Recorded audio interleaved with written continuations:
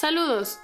Si se encuentran cansados y enfermos de sentirse cansados y enfermos, acompáñenos a un nuevo capítulo de nuestro proyecto 99%, en donde con mi papá Ernesto aprenderemos juntos un nuevo tema relacionado con salud, nutrición y estilo de vida. 3, 2, 1, comenzamos. ¿Qué tal? ¿Cómo están? Me da mucho gusto que me acompañen hoy.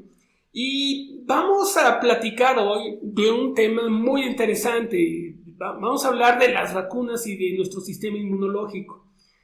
No sin antes empezar a platicarles una anécdota. Una persona conocida de nosotros llevó a su hijo al doctor para que le pusieran una serie de vacunas. Y se le ocurrió preguntarle al doctor si había algún riesgo de ponérselas. El doctor se le quedó viendo y le contestó de una forma seria que cómo se le ocurría preguntar eso, que por qué preguntaba eso. Yo no digo que todos los doctores sean así, pero nuestra conocida tiene todo el derecho de preguntar algo que se le va a poner a su hijo y que el doctor le contestara de una forma precisa y honesta qué pasa con esas vacunas. Creo que es totalmente normal. Ese tipo de respuestas y mala información han hecho que vuelva a surgir repuntes de algunas enfermedades que ya estaban controladas, como el sarampión. Hace 15 años Estados Unidos ya decía que el sarampión estaba totalmente controlado.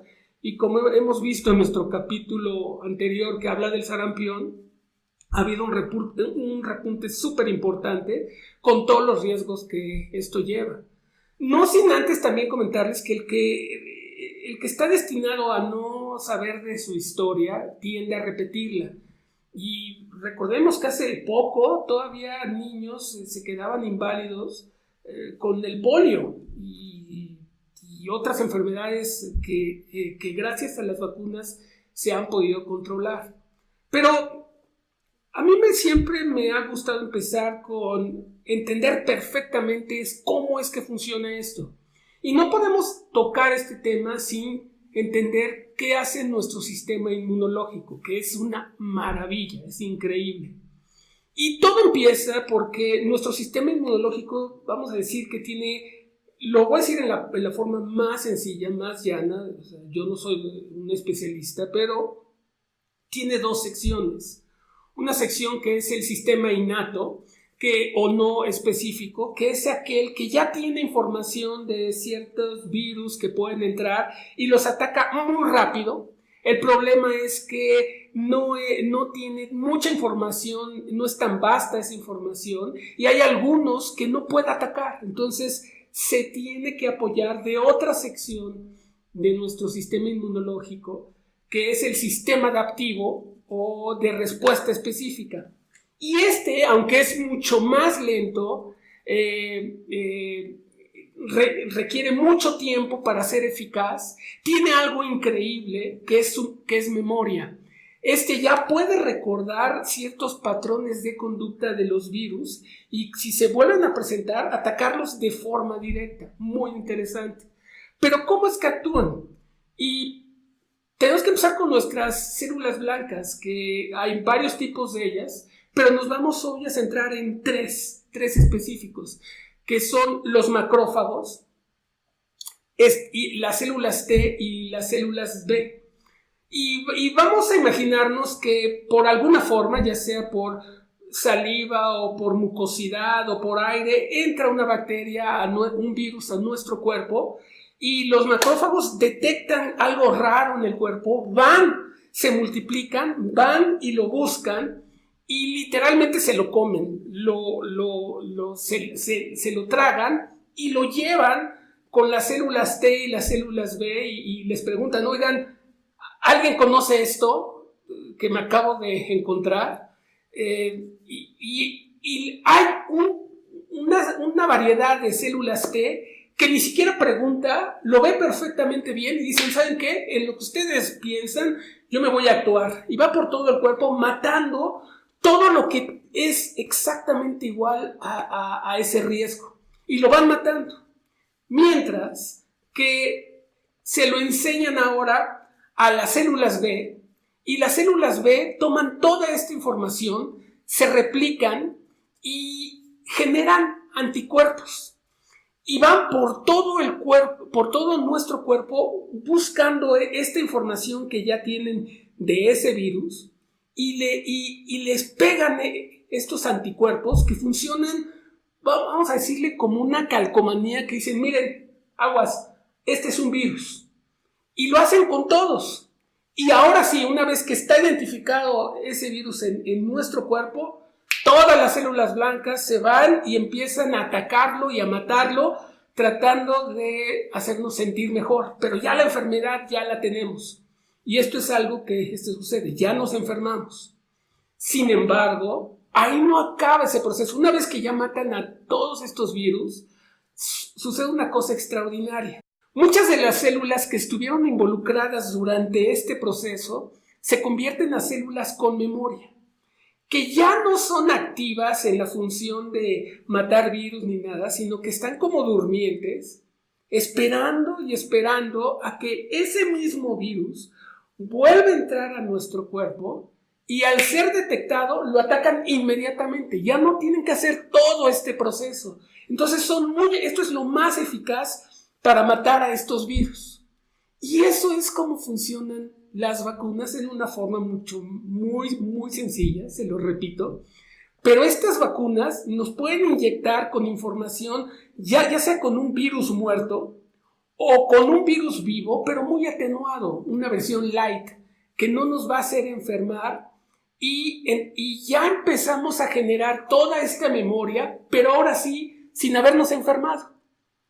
Vamos a generar toda esta información en estas células con memoria para que cuando realmente se presente ese virus en forma de un peligro, actúan ya inmediatamente, ya tienen todos esos anticuerpos y esa información para replicarse como locas y matarlo inmediatamente. Y hay muchos tipos de vacunas para diferentes tipos de virus. Hay vacunas que, como se los dije, inyectan una versión muerta del virus para generar todo el proceso que les platiqué. Hay otros con una versión light, viva, que no todos son susceptibles a ello. O sea, gente con el sistema inmunológico muy bajo, muy dañado, no puede tener esta vacuna. Y hay otras mucho más complejas, hay otros tipos de vacunas increíbles, muy especiales. Pero más o menos esto es como se comporta todo. El problema es que últimamente, como en muchas enfermedades que ya se pensaban controladas, temas como la religión o como mala información han hecho que vuelva a repuntar esto. Y es por esto que la importancia de las vacunas no solamente es para nosotros, sino para nosotros como comunidad. ¿Y por qué?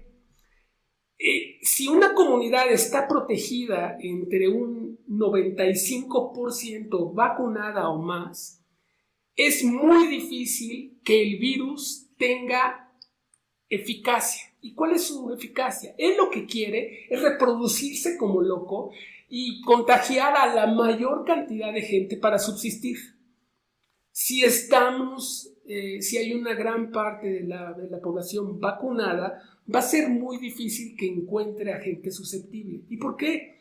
Porque de todas formas hay gente que no va a poder vacunarse. Quizás un bebé de meses no puede por esa edad, o personas grandes con su sistema inmunológico bajo tampoco se pueden vacunar. Entonces siempre va a haber cierta población que aunque quisieran no lo van a poder hacer. Pero si alguien se enferma y está rodeado por esa probabilidad de gente vacunada, ahí se va a quedar el virus y ahí se va a morir, no va a estar saltando. En cambio, si nada más hay un 50%, pues las probabilidades son excepcionales, muy altas, para que ese virus se pueda propagar. De hecho, abajo del 90%, con tan solo 5 puntos porcentuales menos, cada vez se aumenta 3 veces la probabilidad de que me pueda infectar. Entonces es muy alto ese nivel, siempre hay que mantener esto.